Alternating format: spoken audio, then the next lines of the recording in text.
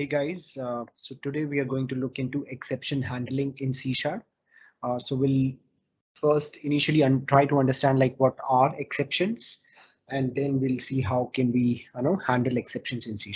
Okay, so let's start with an example to see an exception in action. Okay, so what I'll do is I'll create a integer array. So I'll just call it as numbers.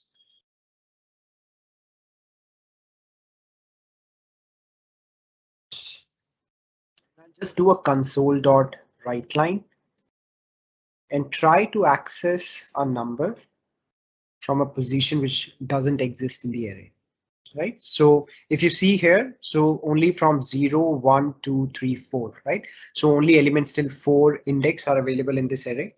So this actually should throw an exception if I try to access an element at index 10 because there's no index 10. Okay, so let's see what the exception that we get.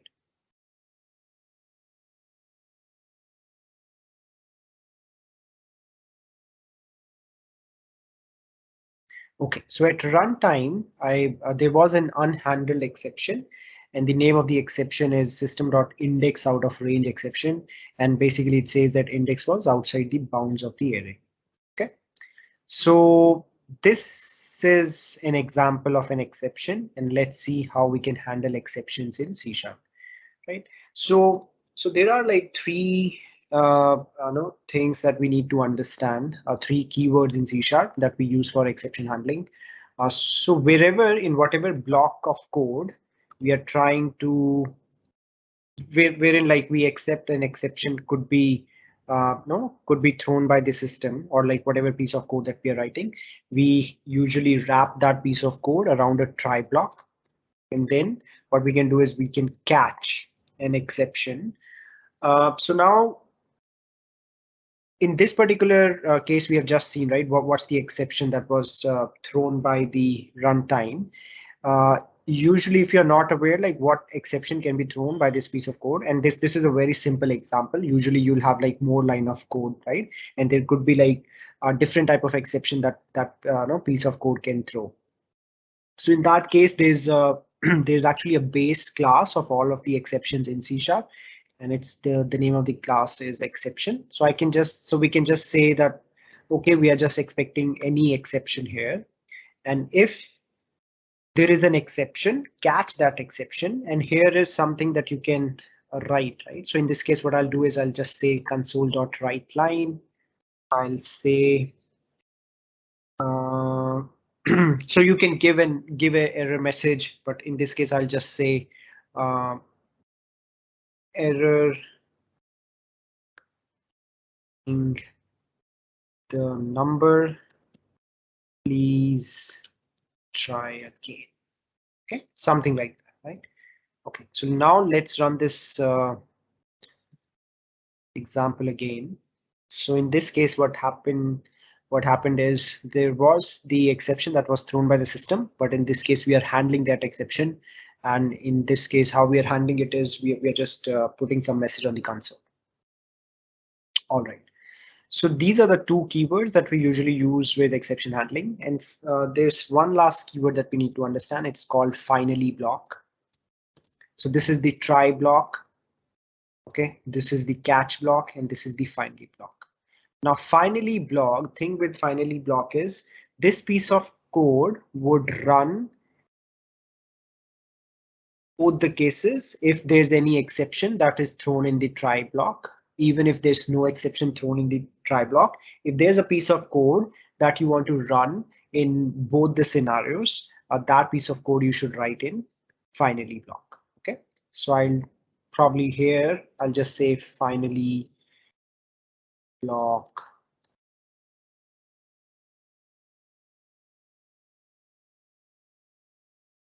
So let's run this again. Executed finally block, right? Now, so let's say I'm trying to access 0th element. Okay, in this case, what should happen is there would be no exception thrown by the runtime. In this case, the catch block would not be executed, and I think only the finally block should be executed. So let's see this in action as well. Okay, So we are able to put the access the array element and no, show it on the console, and then finally execute the finally block gets executed. All right. So this is how you handle exceptions in C#.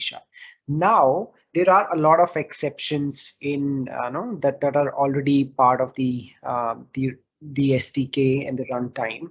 Uh, so those are the exceptions that automatically would get thrown if no, there's something that you try to do. For example, if you try to access a file which is not existing on the file system, you'll probably get a file not found exception. Similarly, the one that we just saw was index out of range exception, correct? But you can also create your exceptions in C#. Okay, so let's quickly see. So what I can do is I can create a new class and class. And so you can create an exception. Usually we create exceptions if no very business specific exceptions. Let's say let's say we have a system, it's called ECS. So I can create a ECS exception. This would probably be like a base exception, and then you can have like more specific exceptions that derive from this exception. Okay? So now what I'll do is I'll inherit from exception class. And let's just see the definition of exception class, right? So let's go to its definition. So there's a constructor that is fine. So we have inner exceptions, blah, blah, blah, whatever. So I don't want to override anything. I just want basically a class, so that, I mean, you can override few things if you want to, right? You can give like a default error message or something. In this case, what I'll do is I'll probably do a check here. So if numbers dot length, let's say there is a business validation that I want to do, that the length of this number should be greater than this array should be greater than 10. So if that's not, if it is greater than 10, in that case only I want to do something, right? And I'll just say do something business specific. Okay. Otherwise, it's actually it's actually a validation error, and I want to throw an exception, right? I want to throw this exception based on this logic, business logic that I have. So in that case, the keyword that we use to throw an exception is throw. So I can say new, and I'll create an instance of the new exception class that we have created. So I'll say ECS exception. And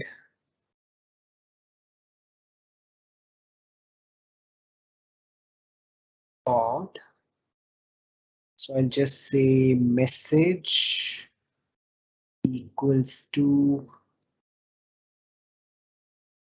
array length less than 10. Okay, let's see if this new this thing. What's the issue here?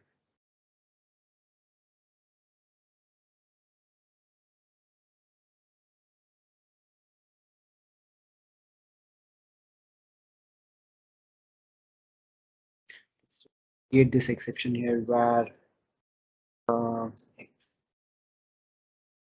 is exception new ECS exception.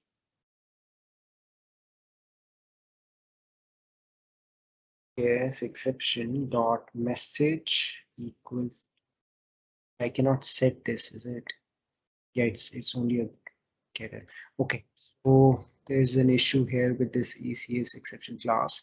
So what I'll do is I'll say public is exception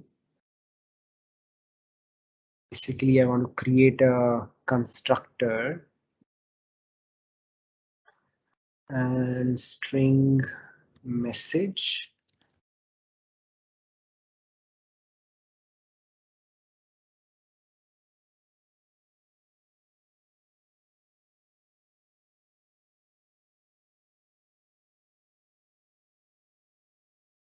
Here, call the base constructor and pass in the same message.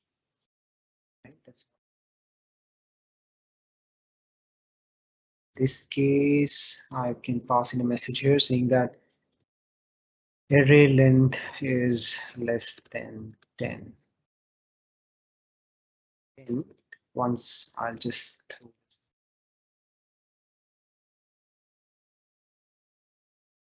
okay.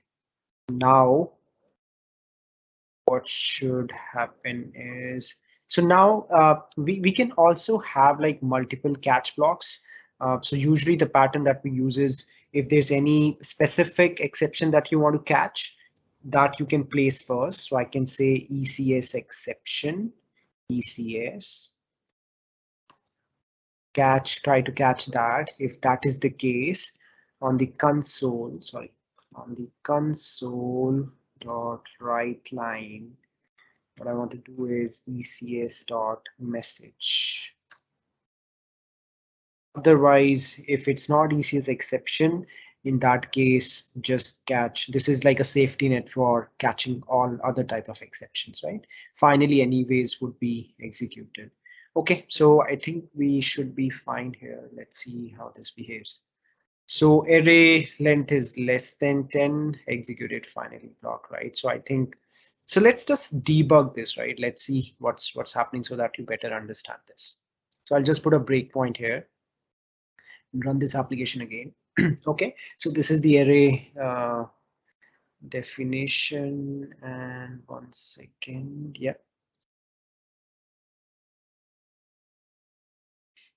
are not working. So I'll just press F10.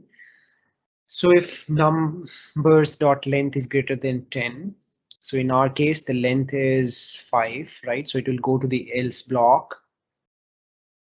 Now it is creating a new exception, and now it will throw an exception. It will run the first catch block, and that is going to catch the exception. And I'll just put this console dot the ECS dot message on the screen, which is array length is less than 10. And once I do this, the finally block would be executed. And in our case, it's just a console.write line that we are doing, right? And that is how the program would end. Okay. So guys, I think that's all I wanted to cover for exception handling, right? So few things that we want to keep in mind is these 3-4 keywords, right? So the try block, catch block, the throw keyword, which we can use to throw the exception, any custom exception or out of the box available exceptions in C#, libraries. And then there is the finally block, which gets executed even if there's an exception or not an exception. And we can have like multiple catch blocks, and the pattern that we use is start with a more specific exception, catch that, and then end with the by catching the exception class, which is the base class of all the exception classes in C#. And finally, we also saw like how we can create custom exception classes in C#. If you have any business specific exception, for those also you can create dedicated classes and then use that, right? Because it actually helps in debugging, or if you're doing any logging, because then you can filter by just the type of exception that's coming, right? So you exactly know that, okay, this is a business exception, or this is something technical, a technical exception, which is more of to do with infrastructure or any arithmetic logic that is going wrong in the application. Okay. So that's all I wanted to cover about exception handling. Thank you so much for watching, and I'll see you in the next video.